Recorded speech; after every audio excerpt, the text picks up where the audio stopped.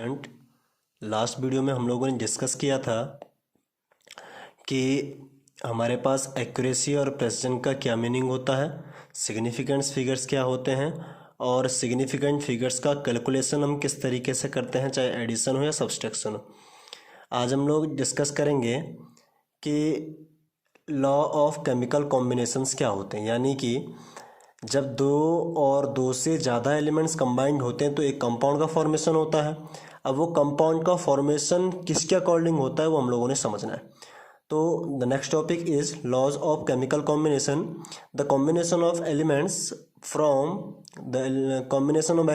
From compounds is governed by the following 5 basic laws. यानी कि जब एलिमेंट कंबाइंड होके कंपाउंड का फॉर्मेशन करते हैं तो वो 5 बेसिक रूल्स को क्या करते हैं, फॉलो करते हैं, जो कि इस प्रकार है।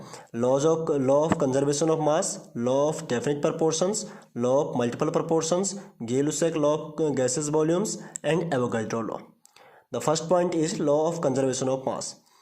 Law of conservation of mass को दिया था एंटोइन लेवोशिए ने 1789 में। और ये एंटोइन लेवोशिए जो है ये फादर ऑफ केमिस्ट्री के हम इसको फादर कहते हैं। इसके अकॉर्डिंग क्या था कि जो मास होता है उसको ना तो हम क्रिएट कर सकते हैं और ना इसको हम क्या कर सकते हैं, डिस्ट्रॉय कर सकते हैं। यानी कि it states that matter can neither be created nor destroyed. इसका मतलब क्या हुआ, दूसरी डेफिनेशन हम लोग क्या कह सकते हैं कि अगर कोई केमिकल रिएक्शन हो रही है तो उसमें रिएक्टेंट का मास हमेशा किसके इक्वल होगा, प्रोडक्ट के मास के इक्वल। जैसे एग्जांपल दिया हुआ है A+B, रिएक्टेंट है आपका, रिएक्शन करके C बनाया, तो A और B का मास का अगर हम सम करेंगे तो किसके इक्वल होना चाहिए, A और B के मास के। ठीक है, तो फॉर एग्जाम्पल कार्बन को हमने एयर के साथ बर्न किया तो आपका कार्बन डाइऑक्साइड बना। कार्बन का 12 ग्राम और ऑक्सीजन का 32 ग्राम, क्या बन गया आपका 44 gram of carbon dioxide.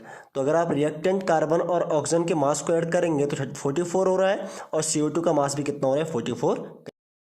Now the second topic is law of definite proportions. Law of definite proportion को दिया था जोसेफ प्राउस्ट ने in 1799.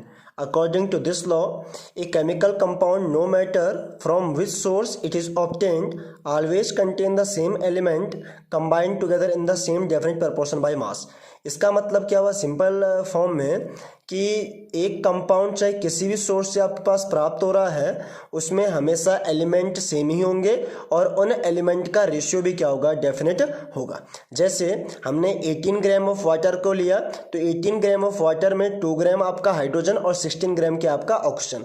और अगर हम इसका रेशियो निकालें तो mass of hydrogen upon mass of oxygen equal to क्या देगा, 2 gram of hydrogen upon 16 gram of oxygen. 2 1 जा 2, 2 8 जा 16, यानी कि 1:8 आपके पास आ गया। लेकिन अगर एट द सेम टाइम हम क्या बात करें कि हमने 18 ग्राम की जगह कितने ग्राम ले लिया, आपका 36 ग्राम ऑफ वाटर। तो 36 ग्राम ऑफ वाटर के फॉर्म होने में क्या होगा, 4 ग्राम of hydrogen plus 32 gram of oxygen. तो अगर आप इसका रेशियो निकालेंगे तो 4/32 यानी कि 1/8 इक्वल टू 1:8। तो आपने क्या देखा, आपके पास 18 ग्राम ऑफ वाटर था, आपके पास 36 ग्राम ऑफ वाटर था, लेकिन रेशियो दोनों में क्या निकला, 1:8 और 1:8। इसका मतलब क्या है, डेफिनेट प्रपोर्शन में रहता है और सेम एलिमेंट उसमें क्या होते हैं, आपस में कंबाइंड होते हैं। Is that clear? Now the third point is law of multiple proportions. This law was given by John Dalton in 1803। इसके अकॉर्डिंग क्या होता है, दो एलिमेंट्स जब आपस में कंबाइंड होते हैं तो दो से ज़्यादा क्या करते हैं, कंपाउंड का फॉर्मेशन करते हैं। Is that clear?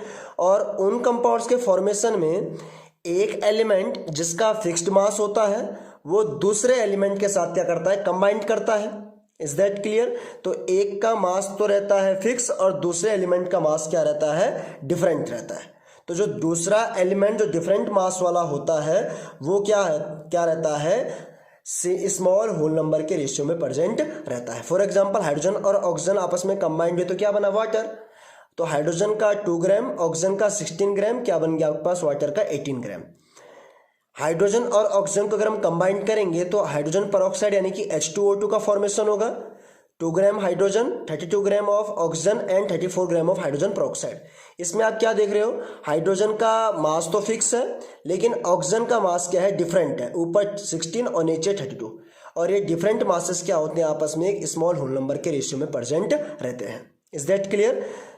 तो इस रूल को हम लोग क्या कहते हैं, law of multiple proportions. When two elements combine to form two or more compounds then the masses of one element that combined with a fixed masses of the other element are in the small whole number. Now the next law is Gay-Lussac law of gaseous volume. इस law को given किया था Gay-Lussac ने 1808 में, और इनके according क्या था, at constant temperature and pressure when two or more gases react with one another then the volume of gases reactant and products can be expressed in the ratio of small whole number. Simply अगर हम इसको देखें कि जब दो gases आपस में क्या करेंगी, रिएक्ट करेंगी, तो आपका क्या बनेगा, एक कंपाउंड बनेगा। तो जो गैसेस रिएक्टेंट होंगे और गैसेस आपके पास प्रोडक्ट होगा वो क्या होते हैं, स्मॉल होल नंबर के रेशियो में प्रेजेंट रहते हैं। जैसे H2 + Cl2 2HCl, H2 का एक वॉल्यूम, Cl2 का एक वॉल्यूम, और HCl कितने वॉल्यूम बन गए, दो वॉल्यूम। तो इनका सिंपल होल नंबर रेशियो क्या हो गया, 1:1:2। Similarly N2 + 3H2 2NH3, one volume of nitrogen react with 3 volume of hydrogen and to form 2 volume of ammonia.